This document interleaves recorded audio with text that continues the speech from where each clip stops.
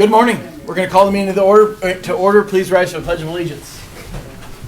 I pledge allegiance to the flag of the United States of America and to the republic for which it stands, one nation, under God, indivisible, with liberty and justice for all.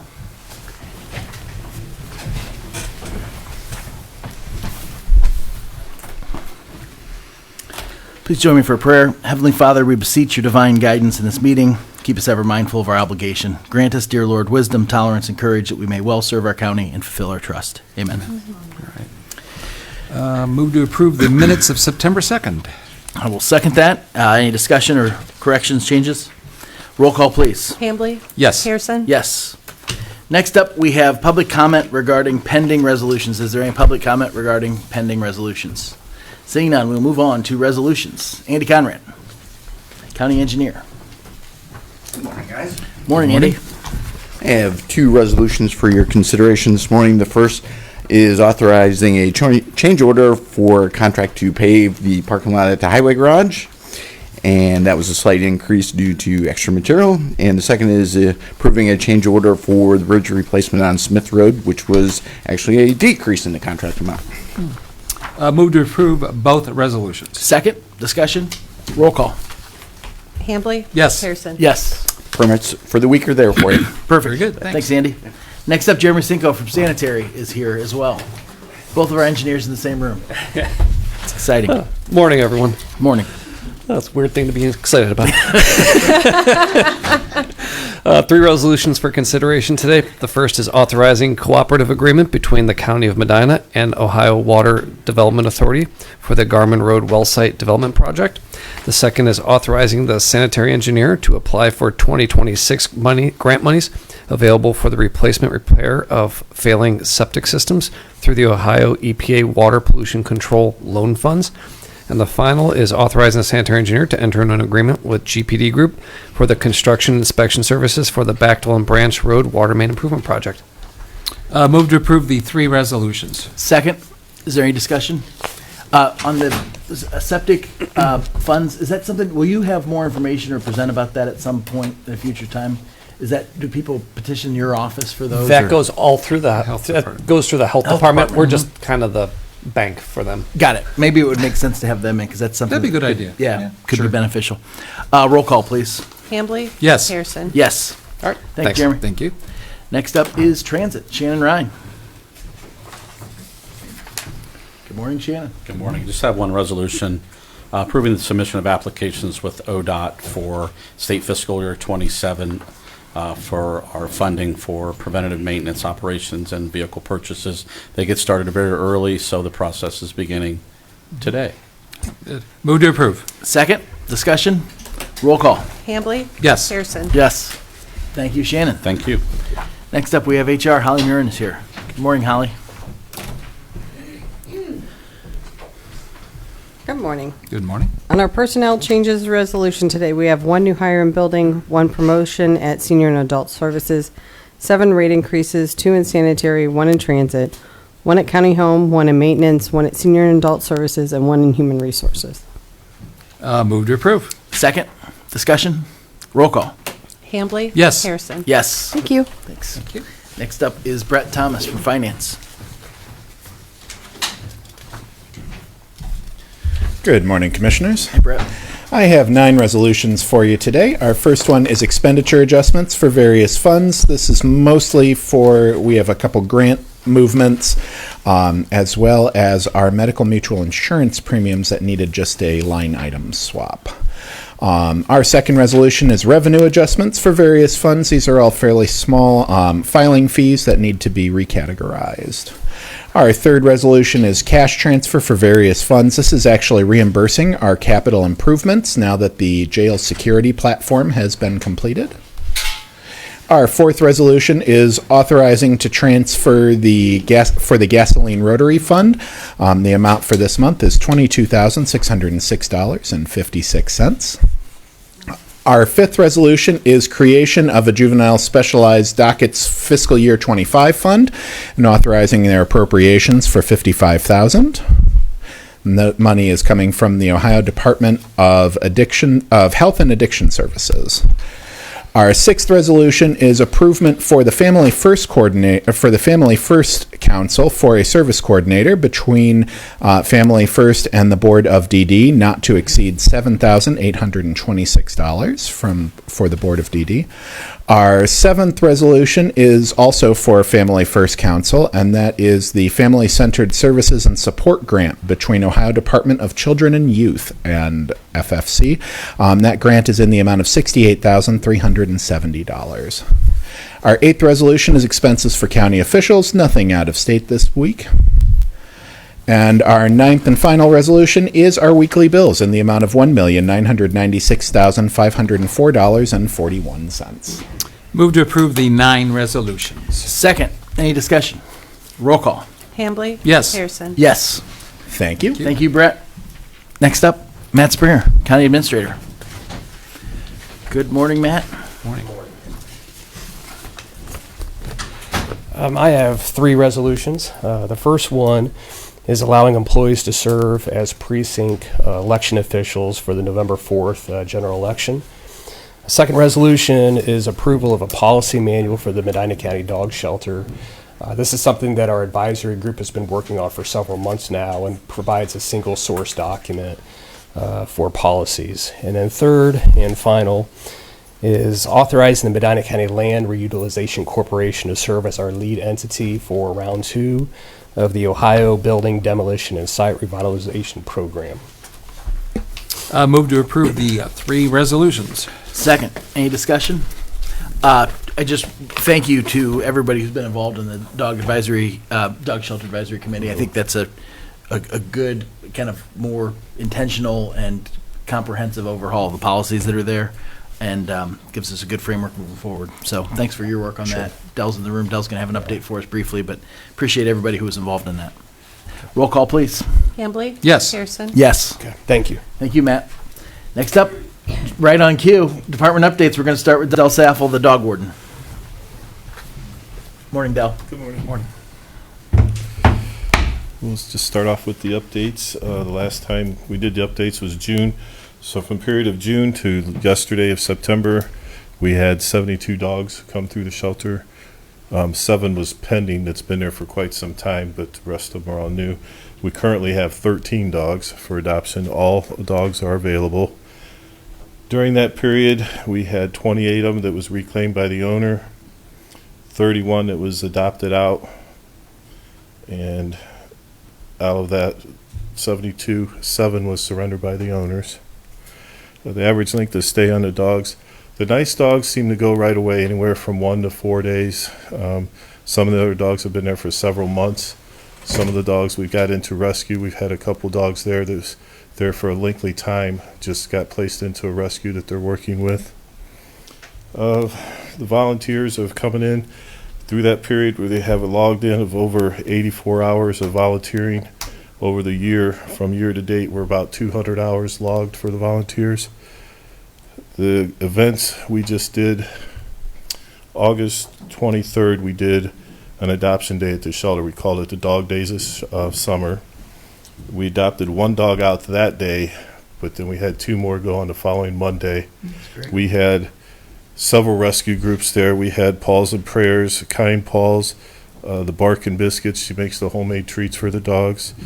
We had a dog trainer there, Bree. We had a DJ there, a former employee used to work there, Gary Frederick. He's now a DJ for Wixie 1260 online. He come out and they advertised 3 or 4 times during the time he was there to come out to the shelter. He had it playing live and they were advertising it for free for us. We did face painting. We had a snow cone machine, cotton candy. We were doing hot dogs and we're doing donations for that. We made $192 in donations just for the hot dogs. And then we got an additional $50 donation dropped off. We did fill the truck. We had our dog warden truck parked out front for donations. Received numerous bags of dog food, dog treats, blankets, collars, leashes. So that was a whole truckload. And last, was presented with this in June. It's from the Best Friend Animal Society. It's a national society nationwide. They have offices in California, Texas, Utah, Arkansas. that Medina County Dog Shelter is now considered a no-kill shelter. That's great. Oh, awesome. So Congratulations. if you have a placement rate of 90% or more, you're considered a no-kill shelter. So we've done it for the last several years. We've been 95, 99%, but now we're national recognition. So That's great. That's a Super. really nice looking, Congratulations. that'll look good Yeah, on the they- wall too. Oh, yeah. Best Friends Animal Society. Great. And then we just had a donation brought through. BKO Distillery here out of Medina, they're a vodka distillery. They do a fundraiser every year, and they divide the donations between the county shelter and Medina County SPCA, and they just brought us another truckload of food, and it's posted on the website if you've seen it. Food, donations, blankets, treats, collars, leashes, everything. It was a whole truckload full, so. Yeah, great. And that's it. Thanks. 72 since the last update. Is In that June. Is that a fairly typical summer quarter, would you say? Or Yeah, it's about normal. yeah, so not seeing an uptick, we're not seeing a drop off. No, it's pretty normal. We'll average out about the same at the end of the year, probably around 200 dogs total for the year. We have everything there right now is up for adoption. I have 2 that's coming in today to reclaim that I picked up yesterday. So we're doing about average. Good. And good to see the couple of the long-term residents get another chance Yes, at a place that yes. can give them some additional services, which is great. Yes. I mentioned to Matt in passing, and this is unrelated to your update, but we do have we had an RFQ deadline for the new facility. Right, yep. There have been some folks who've expressed an interest in making donations to that project. And I had a meeting yesterday, just a casual meeting with Dan Calvin, who heads the Medina County Community Foundation. There's some mutual interest, I think, on our part and also on their part to maybe be the housing of the fund that we would have those any donated funds go through as that project gets up and running. So what I'd like to do is, Rhonda, if you could maybe work with him to schedule a meeting maybe before With the end of Dan? the month. Yeah, for him Sure. to come in and present about Yeah. how that would work and how that would look. And if you're available, Dell, it'd be great to have you here for that meeting too. Well, as you know, they're working with a lot of local nonprofits. Right. And I've seen his presentation several times, so I think it's a good move. Yeah, thank you. And I think it's, there was some discussion about exactly where and how those funds needed to be housed for the county. Right. And if a new 501c3 would need to be set up, I think this, well, we'll let him speak to it, but I think it Right. might avoid that necessity. Yeah. and Be a Okay. more Good efficient idea. way. So Good. we will keep working towards that. Appreciate your update. Any other questions? No? All right. Thank you, Del. Appreciate it. Thanks. Next up, we go from about as furry as it gets and soft to the facilities update with Steven. So, Not so furry and yeah, soft. yeah. Did you get any, no plaques either? No plaques. Okay. You don't get any Kind plaques of a from me. letdown. I apologize.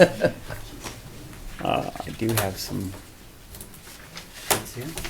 Thank you, sir.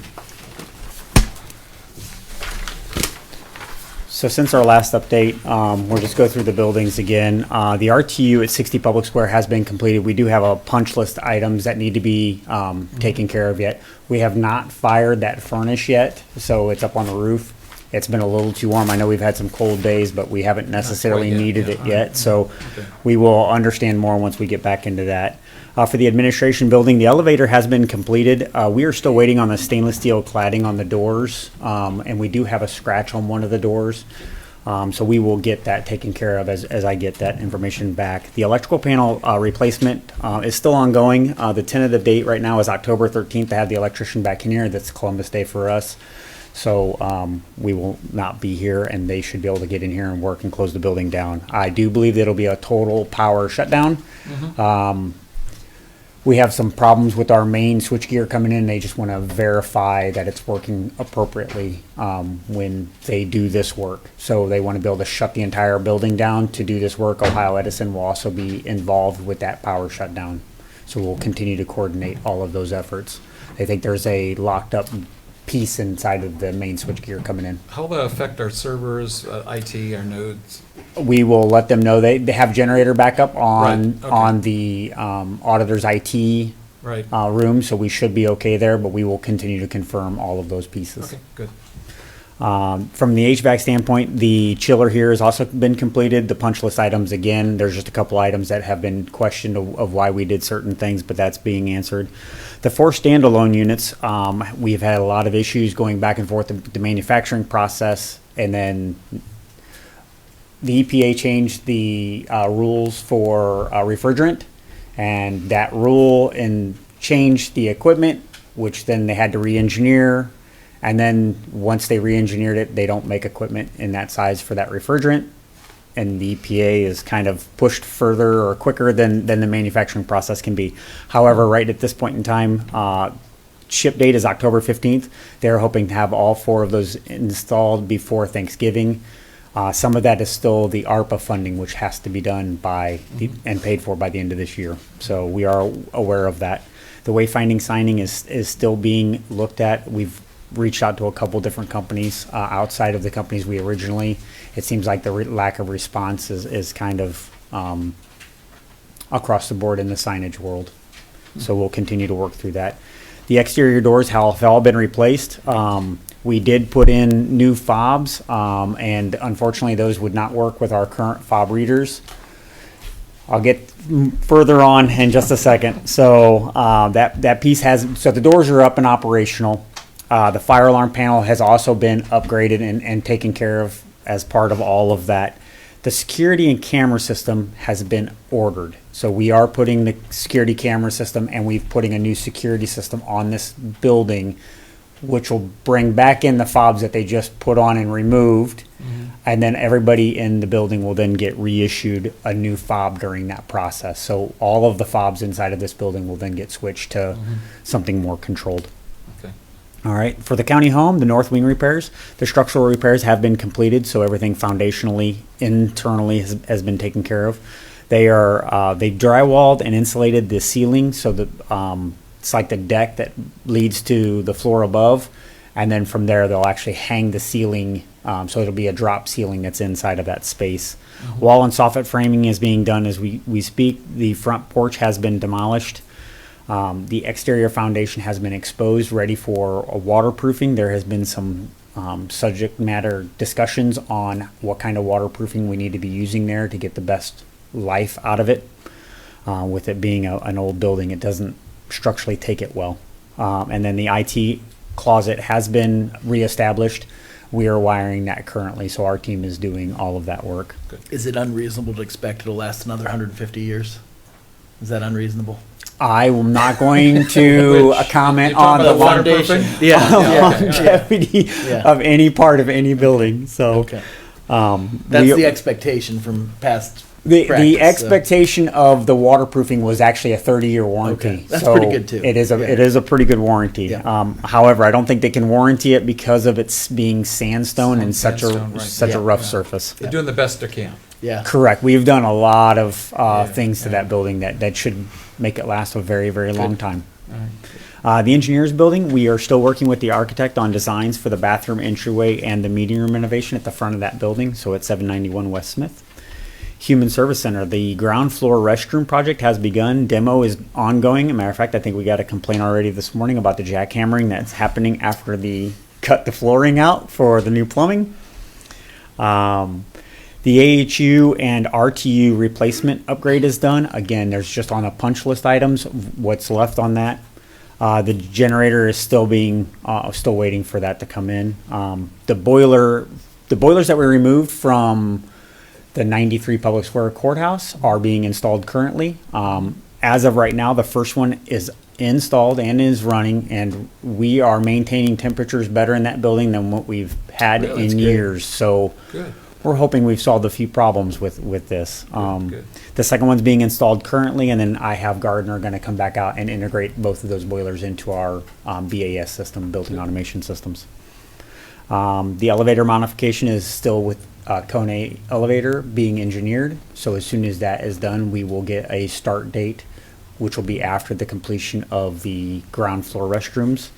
The parking lot entry lighting from both Northland and Huntington roads should be getting installed or starting to get installed this week.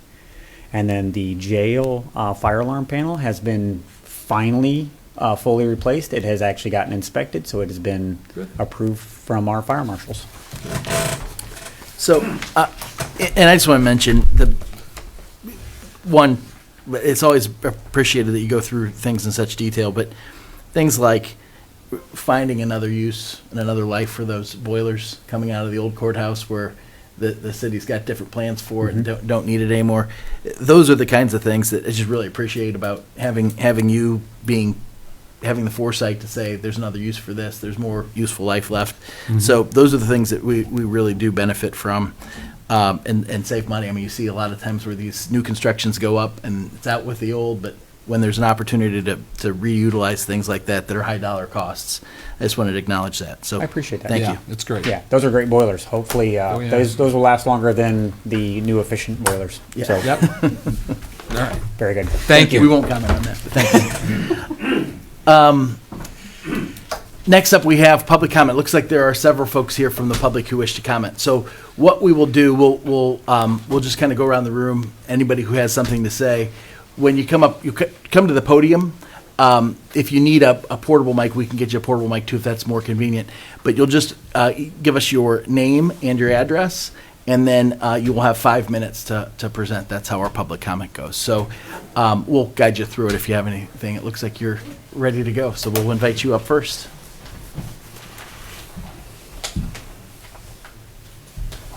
Hi, good morning, everybody. Good morning. There you go. Thanks.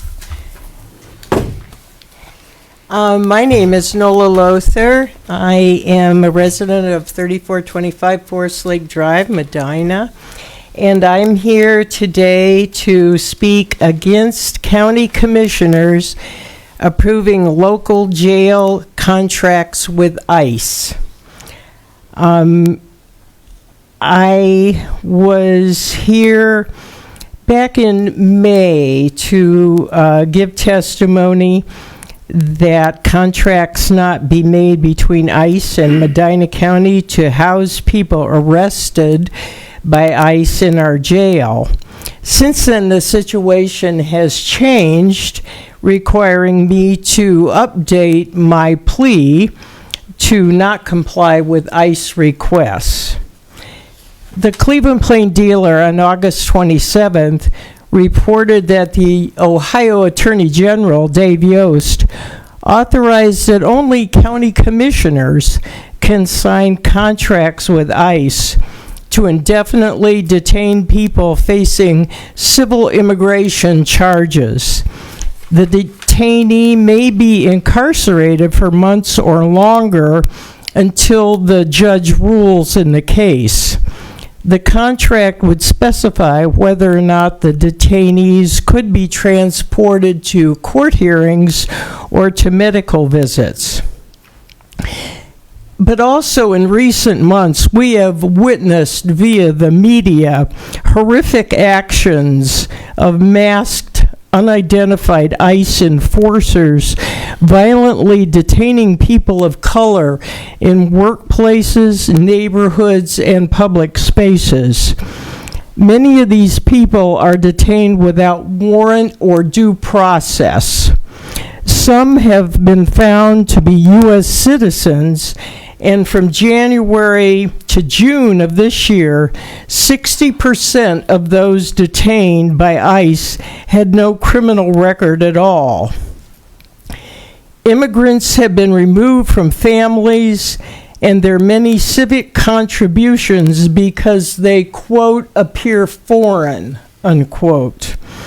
For civil, not criminal detention, immigrants are locked down in jails and prisons that are overcrowded, lack adequate medical care, and have no accommodation for vulnerable populations, such as those with disability or LGBTQ.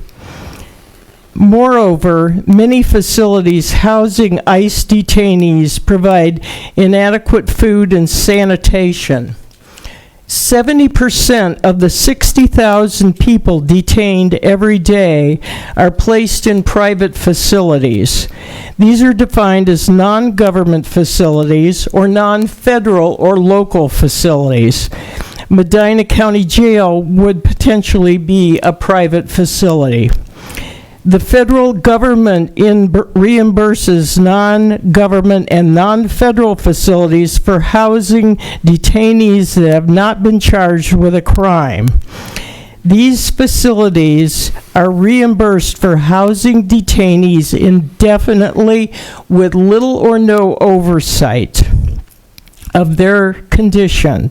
These facilities are incentivized by our tax dollars to keep non-criminals locked up indefinitely, often without due process and without communication from the outside world. In other words, when non-criminal detainees are afforded due process and communication, they can be freed and the facility will lose money. Detaining and deporting immigrants without due process is unconstitutional. The current treatment of immigrants is abhorrent because the system is cruel, degrading, and arbitrary. Criminals without proper citizen documentation should be deported with adequate due process. Most of the detainees are not criminals. The new system outlined by Attorney General Yost is meant for civil detainees. They are not criminals. These are human beings that are caught in the morass of a terrible immigration policy administered by a government that prizes cruelty and fear over compassion and common sense. Their main offense is seeking a better life. What local government... Thank you. That was 5 minutes. Okay. There will be a resolution that we will submit to you about this. Thank you very much. Thank you. Thank you. I'm sorry.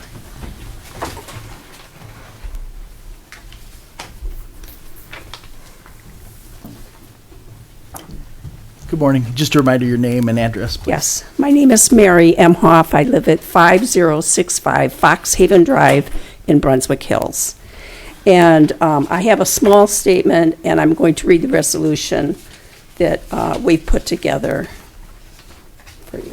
Thank you. One for Colleen. Yep.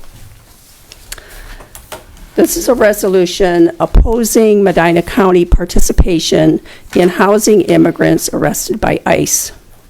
Whereas the United States Constitution guarantees due process and equal protection under the law to all persons, regardless of citizenship status, and whereas Immigration and Customs Enforcement has engaged in practices that have been widely criticized by human rights organizations, faith communities, and legal experts as cruel, inhumane, and in some cases unlawful. And whereas the federal government bears primary responsibility for immigration enforcement, not local governments, and county participation in detention agreements with ICE risks entangling our community in questionable legal authority and liability. And whereas cooperation with ICE detention makes our county complicit in policies that separate families, endanger children, and criminalize individuals who pose no threat to public safety. And whereas research consistently shows that immigrants, including undocumented immigrants, commit crimes at lower rates than U.S.-born citizens, undercutting claims that detention improves community safety. And whereas our community values fairness, justice, and the protection of human dignity, and should not be used to further federal immigration policies that inflict harm. And therefore, be it resolved by the Medina County Board of Commissioners that the county shall not enter into, renew, or expand contracts or agreements to house immigrants arrested by ICE. The county affirms that local resources and facilities should not be diverted to advance federal immigration enforcement actions that raise serious constitutional, moral, and humanitarian concerns. The county reaffirms its commitment to ensuring that all residents, regardless of immigration status, are treated with dignity, fairness, and respect under the law. And so we ask you to sign this in our place.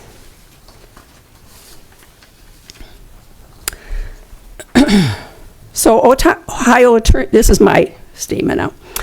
Ohio Attorney General cites the Ohio Constitution regarding local authorities holding ICE detainees in jails. He stated that Ohio law does not explicitly address civil immigration detention, so he determines that it therefore does not prohibit it. Let us instead hear an opinion from Supreme Court Justice Scalia from 1997 in a case, Prince versus the United States. Justice Scalia wrote that the federal government, and I quote, cannot require states and localities to carry out its immigration policy. Please do not engage in a likely unlawful activity in Medina County. This puts our tax dollars at risk when lawsuits ensue, overturning any profit gained by entering a contract for per diem pay per detainee. I would also remind you that only 35% of Americans approve of the way that our country is handling the immigration issue, according to a recent Gallup poll. So, thank you. And here's...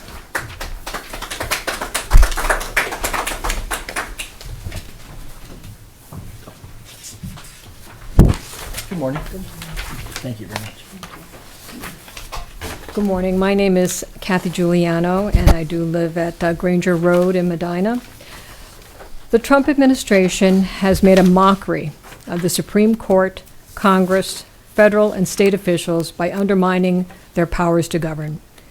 How has he done this? By refusing to respect or even recognize the rule of law in our nation. How can we expect anything different from the president who is a convicted felon? He and his sycophants have no respect for our institutions nor our country's residents. Families are being torn apart, children flown out of the country in the dead of night, residents being removed to foreign countries without due process. We flail around, wringing our hands, wondering what to do.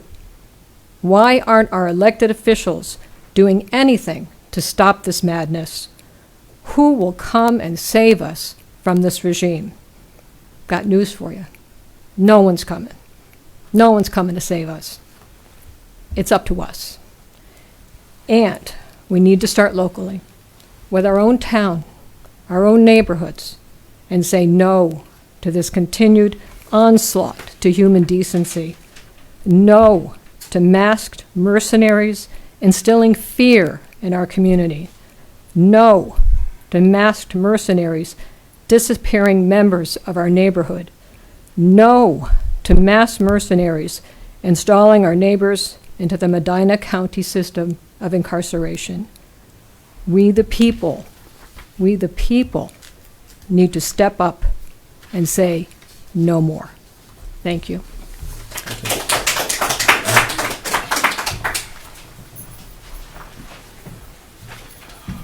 Good morning, Commissioners. Morning. My name is Jack Petrella. I live at 234 West North Street, apartment 103C. I've been a Medina resident for over 33 years now. I've got a few stats here, and these are probably dated. I got these Sunday, but I'm sure that it's changed. It changes daily. Right now, we've had 271,484 non-citizens deported. Okay? 61,226 in ICE detention centers as we speak. As I said, this is probably dated information. The numbers are undoubtedly higher.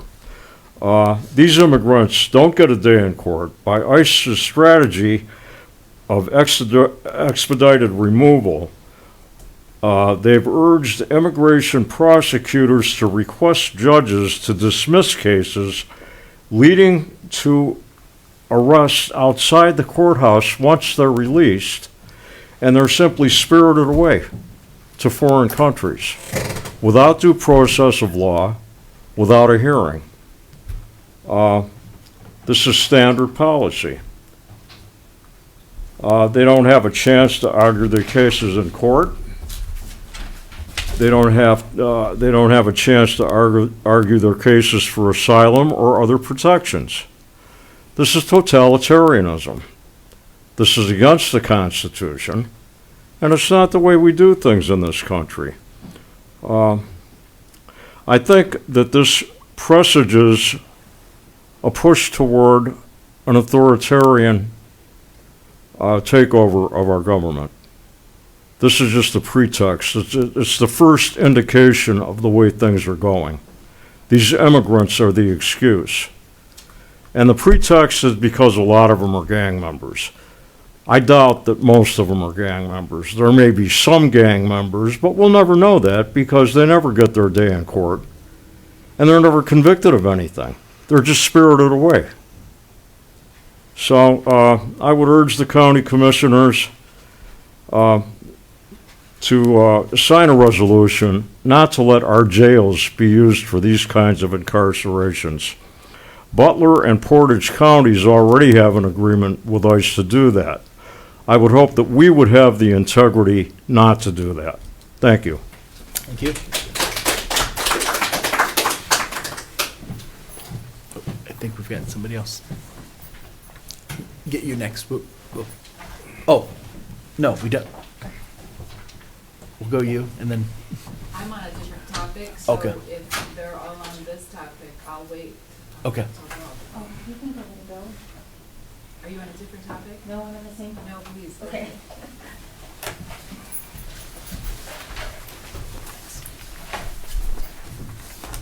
Today I am speaking for Kathleen Knox. She lives at 900 Smoker Eyes Drive in Medina. She's unable to attend, so I'm going to read her statement, okay? And just identify yourself, I'm too. Susan Burkett. Okay. Okay.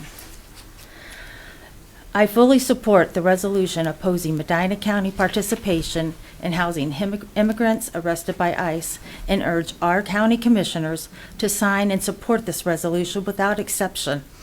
The extension of ICE personnel into individual states to enforce border patrol duties goes far beyond their lawful mandate to control our borders.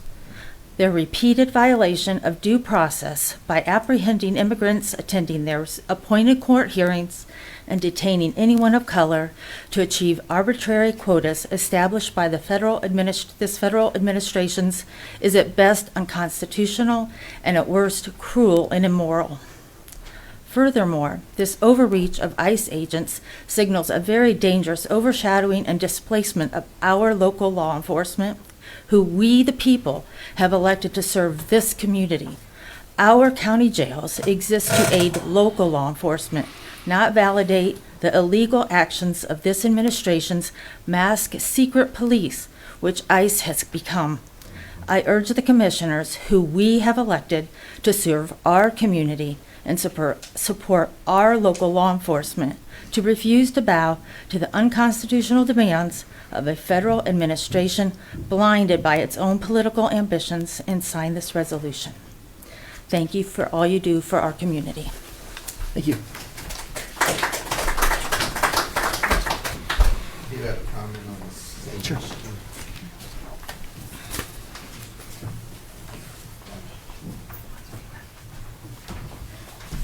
Hi, I'm Dan Walker. I live down on 613 South Court Street here in Medina. And while I agree with everything that's been said, I would provide an anecdotal example. Throughout my time working, whether it be in the military or civilian world, I've worked with immigrants. In the military, they were, without a doubt, I could say they were some of my best soldiers throughout my career. They were the hardest workers. They were always where they needed to be when they needed to be there. They were never a problem. I can say never emphatically because they never were a problem.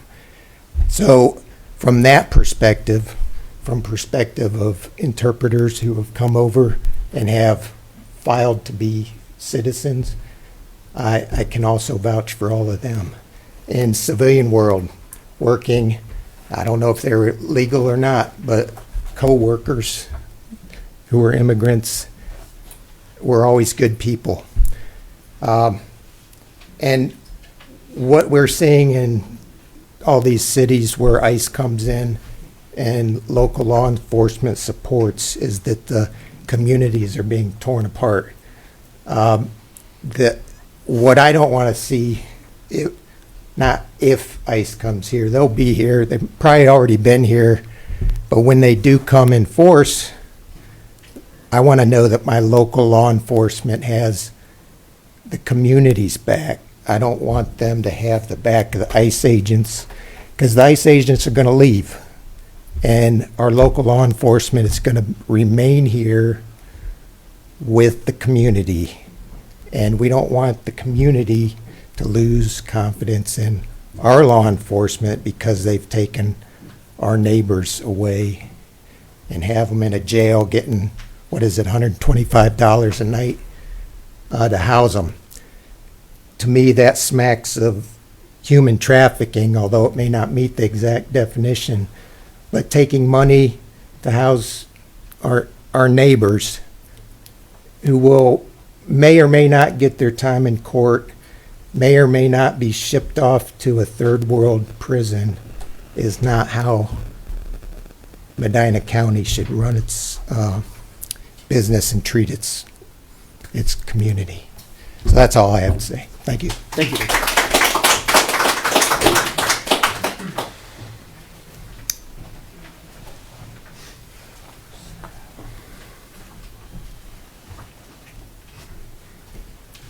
Hi there. I'm Melissa Clifford from Litchfield, Ohio, 4310 Bryanton Road. I just was drawn to come here today because time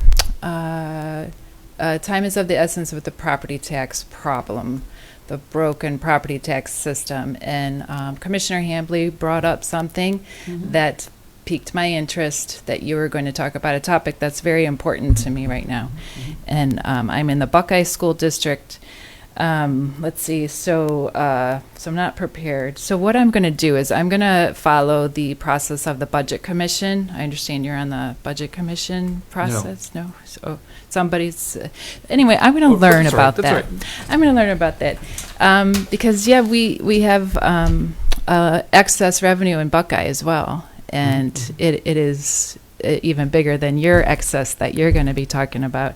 And I was too bad to see that she's not present. So I hope that you still do talk about it today. And I will be paying attention every step of the way. And what I would ask is that you could also be very informational in when you talk about this, because I'm trying to learn how my school district has not declined taking these excess funds. They're either complacent, complicit, it's abusive, I mean, I could go on with how we just failed 3 attempts at a huge bond levy to build a new school when we have decreasing enrollment. So we have a lot of concerns in Buckeye. And man, I would love to hear that you guys have stepped up and at least really, really discussed, deliberated and educated everybody in this process, so we know how to deal with that problem. It's a broken part of the property tax system. And honestly, I am considering starting to take petition signatures for the next year's very possible November ballot, because I just don't see enough action being done by our elected officials and at Buckeye with my top administrator, school officials. So I am kind of at the end. I'm familiar with both of you. I'm very involved in Litchfield and the historical society type things, and then also with McFan. So I'm watching what you're doing a lot too, and I have a finance background, so very intrigued in how Ms. Swedick offers. And I was meaning to outreach to one of you, and I was like, I don't know which one to outreach to first. So if I could leave these two things that I've just been kind of working on, and if you guys could decide which one of you might like to reach out to me, I would absolutely appreciate it. And I do have my phone number on the one sheet. And so I think that covers it. Thank you very much. Thank you. Is there any other public comment? No. Okay. Moving on to discussion session, and I see we have Matt. Yep. Want to kick us off?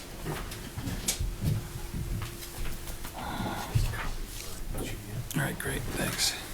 Thank you. Oh, thanks. Yeah, so a couple weeks ago, we had some discussion about updates with our aggregation programs. So we wanted to take a few minutes and invite Kevin Lauder-Young with Community Energy Advisors in. We have a presentation that we're going to pull up here on the screen here in a moment. And I've asked Kevin just to kind of walk us through where we are currently with our gas aggregation program, which we continue to shop the market, and then also what the future holds with our electrical aggregation program. So this is meant to be interactive. Yep. So certainly, as we walk through these slides, if there's any questions, please don't hesitate to ask some questions, and we'll go from there. So this is Kevin Lauder-Young. Again, Kevin is our exclusive energy broker with Community Energy Advisors, and helps manage both our gas and electric aggregation programs.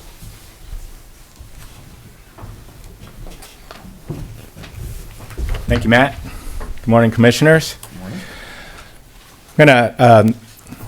I'm introducing a little bit of education into this, as well as the update on where we are with the aggregation program. And I'm going to structure it by focusing on natural gas first, because our natural gas program is currently not active. Our electric program runs through April. So I'm going to focus on where we are in the process of getting a new supply contract to reactivate the natural gas program. If we could please move to the second slide. Next slide, please. Great. So there, just want to take a step back and briefly review what some of the objectives are of a government aggregation program. First and foremost, it is to, through aggregating a large load, negotiate favorable pricing. There's some secondary reasons for having a government aggregation program, and it's protection. It's protection against market spikes, because they're typically a fixed rate that's locked in for a period of time as the market tends to be volatile. And then ultimately, when we are participants in a government aggregation program, we're under a contract. And in that way, it affords some protection from bad market actors, door-to-door sales, phone calls that misrepresent who they are, and getting our residents in contracts that lock them into a bad rate or have a bait and switch component to it where there's a bad rate down the road. Talk about some of the challenging things in the market and ultimately why we didn't go into a new supply rate or a new product immediately when our current natural gas supply contract ended in June.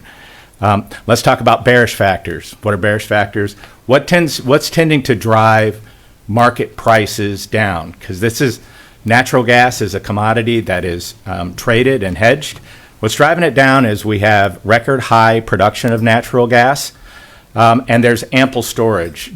This summer, despite the hot summer that we had, we're at 5-year highs of storage nationally for natural gas. That tends to keep natural gas prices suppressed. Of course, the market's always looking forward at how much storage are we likely to deplete this winter, which is a big time when we nationally are using a lot of natural gas. What are the bullish factors? What's driving up prices? What's driving up prices are what we hear all the time about data centers and big data, and there's forecast to be more demand for electricity from these data centers. In our region of the grid, natural gas is about 50% of the generation. We know there's nuclear plants. We know there's actually some coal plants have come online.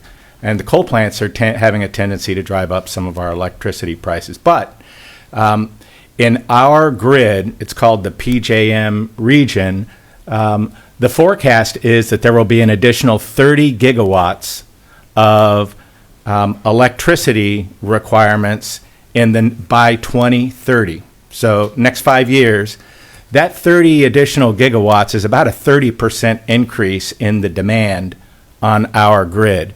That's having a tendency to drive up gas prices because we need to have enough gas to meet that demand. And finally, this is the wild card because there's factors driving prices up and factors driving prices down, but it's been a roller coaster ride, and a lot of it has to do with not one national policy or the other, but inconsistency of national policy. And it's difficult to do $1 billion or $5 billion capital investment when we don't know what the national policy is going to be, if there's going to be additional taxes, say, on developing another natural gas fired power plant.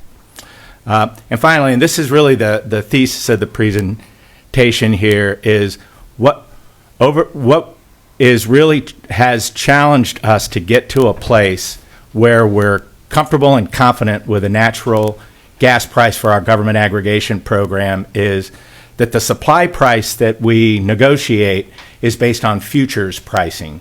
So a 12-month contract, the suppliers are looking to go out and hedge based on each of the usage projections for each of those months out into the future.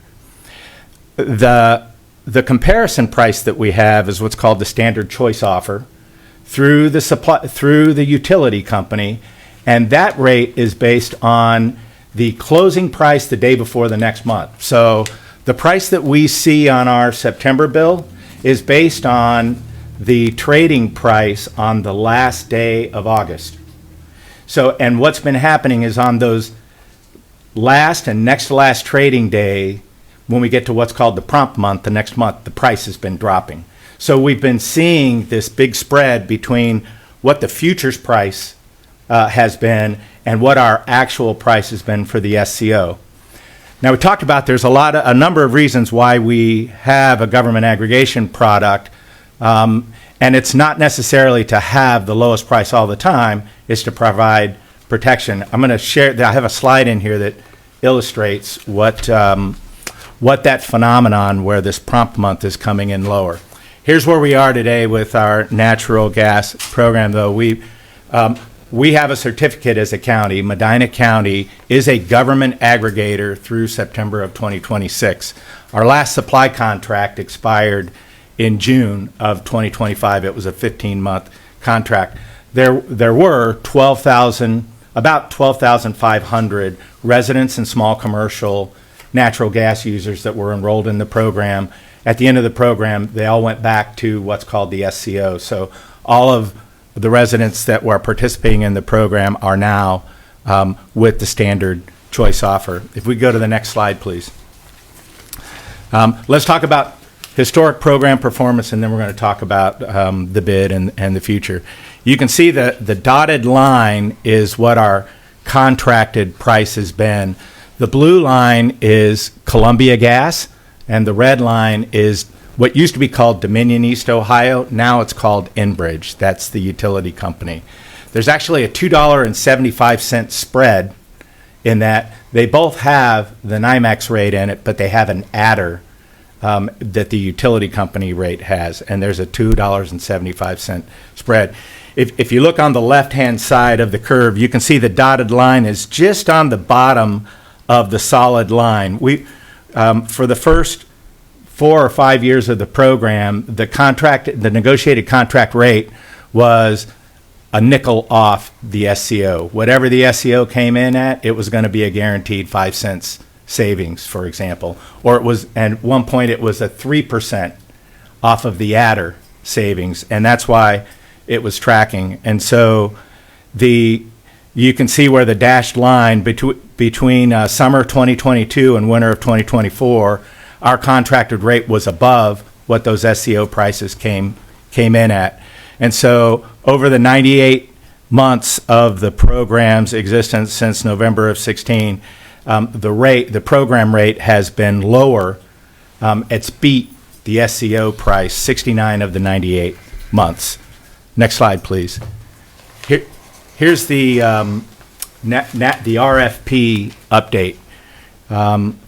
The incumbent supplier, Constellation, and probably the majority of the time, the incumbent supplier is in the best position to win the renewal. They know more about the book of business. Constellation, because of the volatility in the market, they just ceased operations. They at this time are not renewing natural gas government aggregation, and they're deciding when they're going to get back into the program. So we issued the RFP and got pricing back from 2 other suppliers. And what you see here, if we made a decision today, we could likely start the program back in November. We're probably looking at a December start date. So if you go to the next slide, please. Our current best supplier pricing would be for a December start. And if you look at that table in the lower right-hand corner, you'll see the COH SCO forecast and the Enbridge SCO forecast. That's what our analyst our analyst has put together, looking at what the futures market is for natural gas and adding that adder. So it's a weighted average of what the futures market is telling us the price is going to be for Columbia gas for the next 12 months. And you can see in Columbia, that forecast is $6.96 per MCF. And we've got a best program price that comes in just under that at $6.87. That hasn't been happening for the last 4 or 5 months. So it represents a break and a trend that we've been watching for the last couple of weeks. For Enbridge, which is about 10% of our program volume, Enbridge, our best program price is 40 cents higher than what we forecast the SCO or the SCO price to be for Enbridge. If we could go to the next slide, please, because this is just a graphic presentation. The projection doesn't do a 24-month project. They're not comfortable. Well, numbers. Well, we could project it. We know what all the NYMEX numbers are. Mm-hmm. The adder gets updated in April, so it's difficult to go out beyond that. Right. Unless we just assume there's no change in an adder, and I haven't seen that happen before. So it kind of sticks to what we know. So if you look at the graphic depiction, the dashed line is that SCO is the futures forecast, right? And then you can see up top, the green line is the 12-month price that we have. So we're looking for the maximum amount of area of the dashed line over the green line. And you'll notice that where the rate that we have from the suppliers now, where it is best, where there's the most room under that curve, it's in the winter months. And that's when we consume the most natural gas, and that's how we're able to get a weighted average price that's better,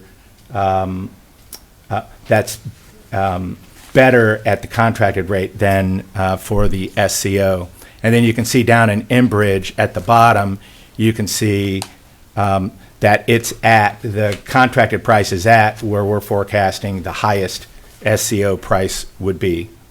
The next slide is just to show you, this is the phenomenon that I was talking about, where the current month real-time NYMEX price is dropping the last few days at the end of the month for the following month.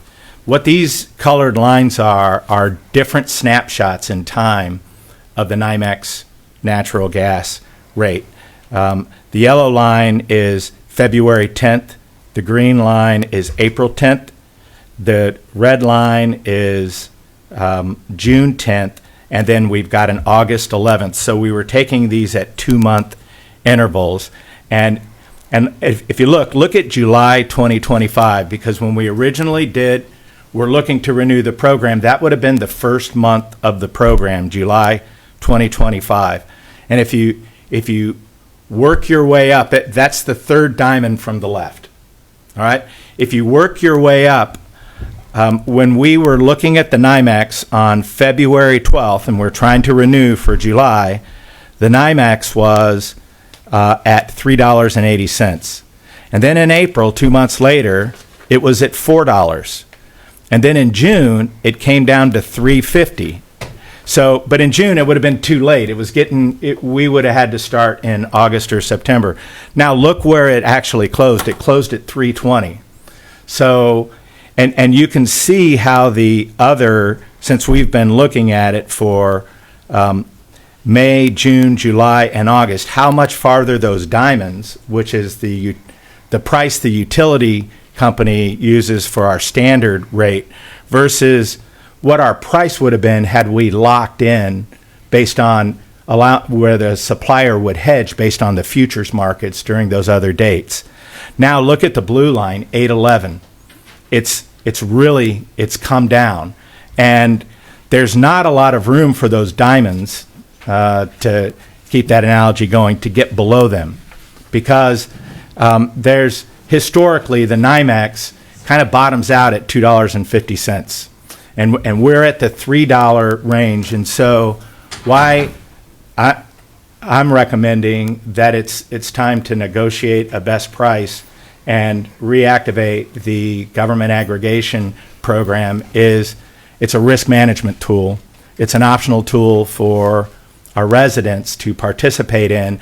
There's much more risk. There's much more room for the market to go up than there is for the market to come down.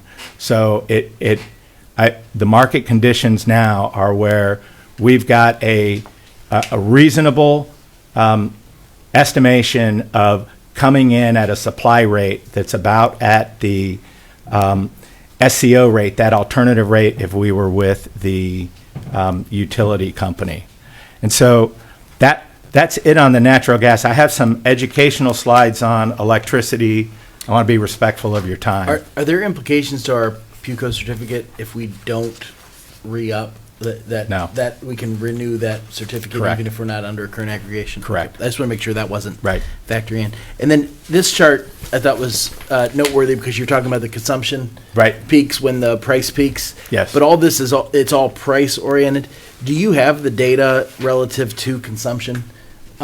Meaning, I think your point was noteworthy that because when we tend to get the calls on this program is when we're in this part of the graph. Right. And our number is That's above. true.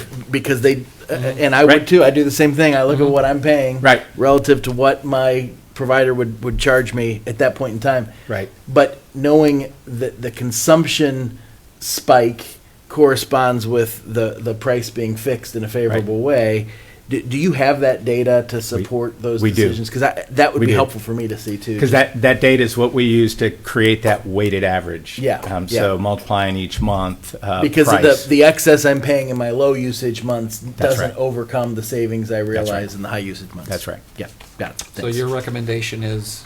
My recommendation is to ride this trend, negotiate our best price, let the suppliers know that we're ready to execute, try to squeeze as much margin as we can out of them, and do a short-term 12-month contract so that we're not locked in too high or too low, and we get to reevaluate it if the market settles down and we can get our footing for a renewal. And there's no shorter term than 12 months?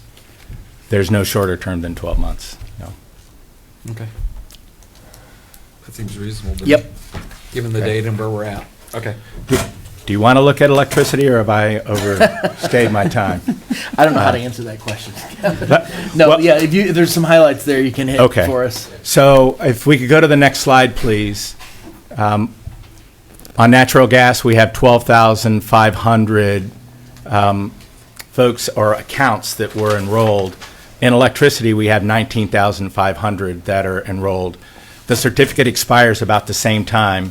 Your certification, the county certification as a government aggregator, we're in a rate of 605.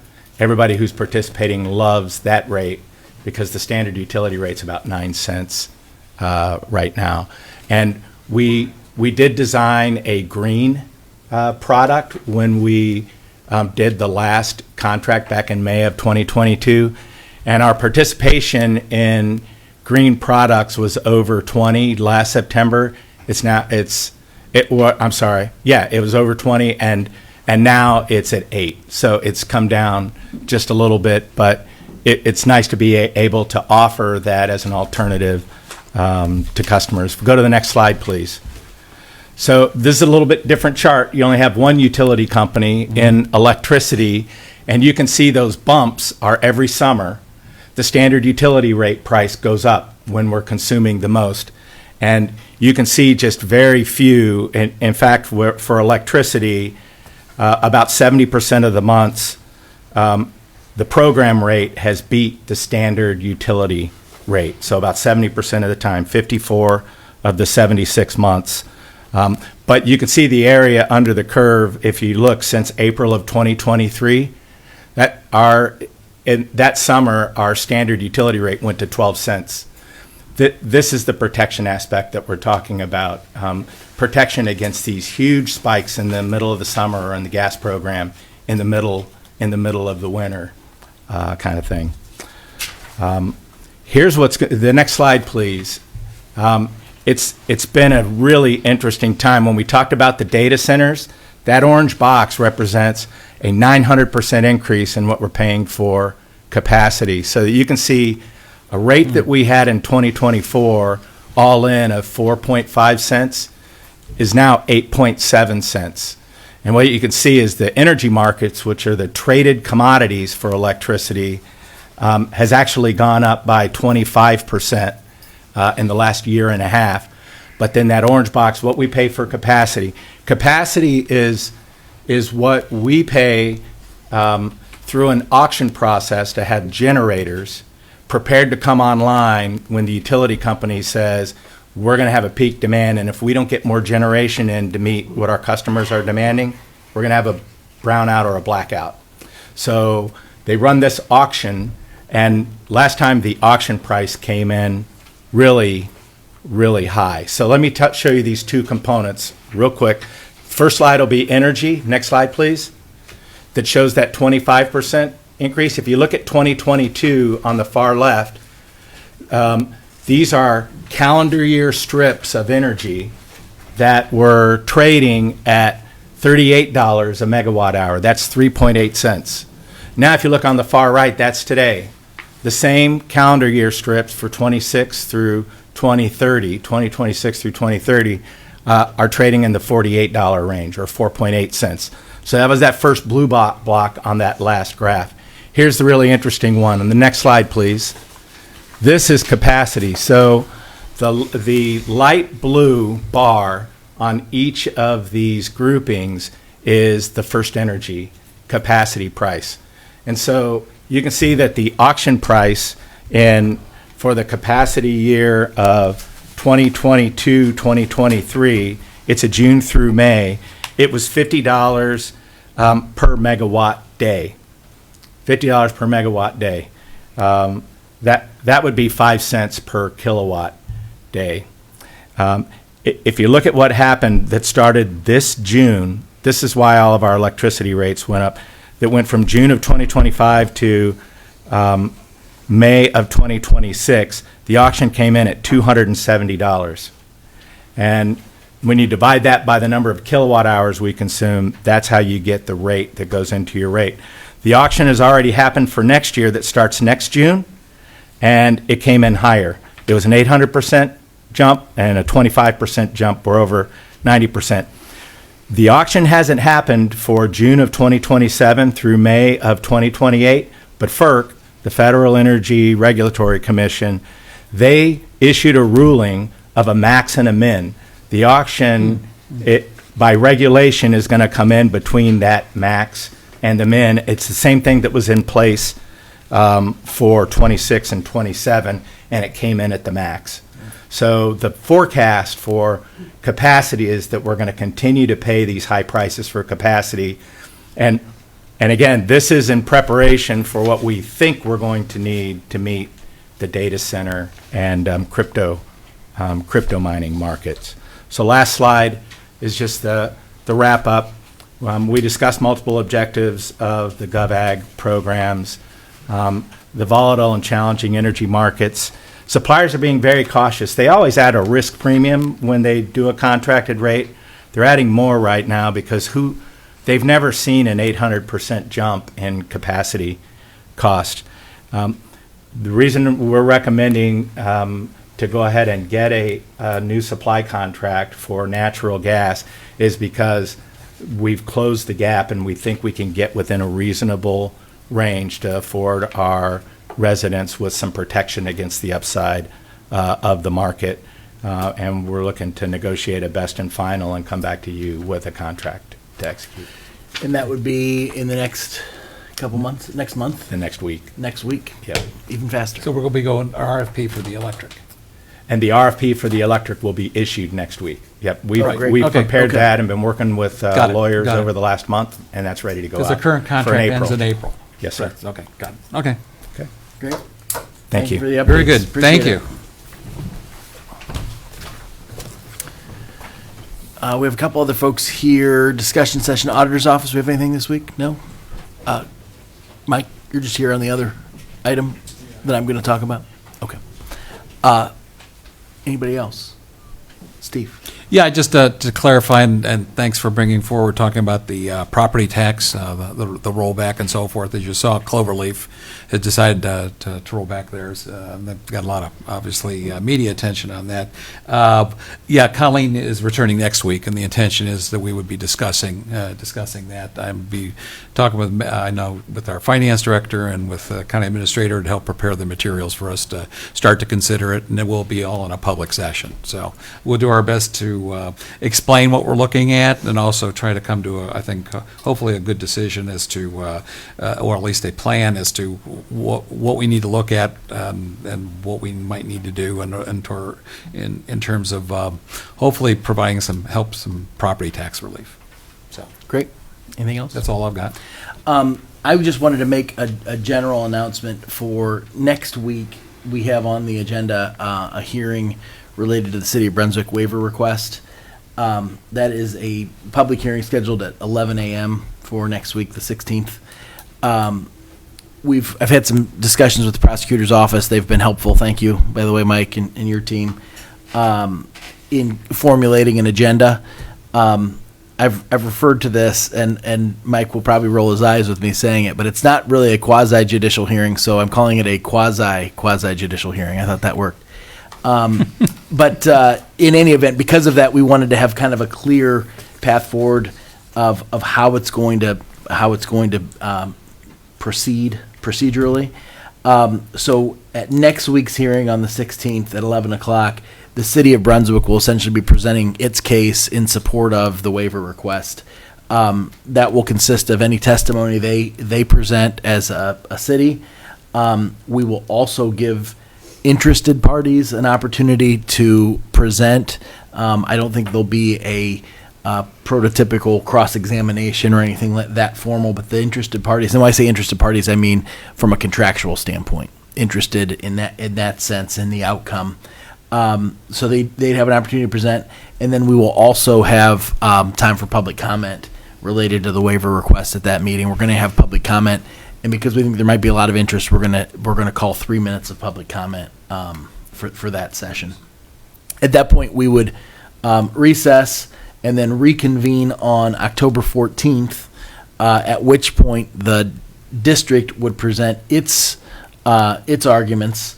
And it would be subject to presentation would be subject to cross-examination, presumably from the City of Brunswick and potentially from other interested parties as well. I do not anticipate there being a need for an additional public comment on that October 14th meeting. So September 16 meeting has been on the books and noticed and everything else. I think if there was any members of the public who were planning to come to that, that's probably still your best opportunity to be heard. But the actual consideration itself will recess from there and be concluded on October 14th. So we'll get those dates noticed, Rhonda. Yes. And that, I think, if I didn't mention it, the October 14th hearing will actually be at 2:30 in the afternoon. So I just wanted to make that procedural, everybody aware of that procedure. The other thing I just want to mention is in discussion with the prosecutor's office, it seems to make the most sense that we'd swear everybody in, so who's going to present testimony or give a public comment. So just, in as much as anybody's interested in knowing the details, that's kind of what we've come up with. And there will be a court reporter here as well. We are going to have a reporter for both dates. Right. Okay. Other questions? No? No other discussion, no other matters to bring before, then I think we'll entertain a motion. Move to adjourn. And I will second that. Roll call, please. Hambley? Yes. Harrison? Yes. Thank you, everybody, for coming. Thank you.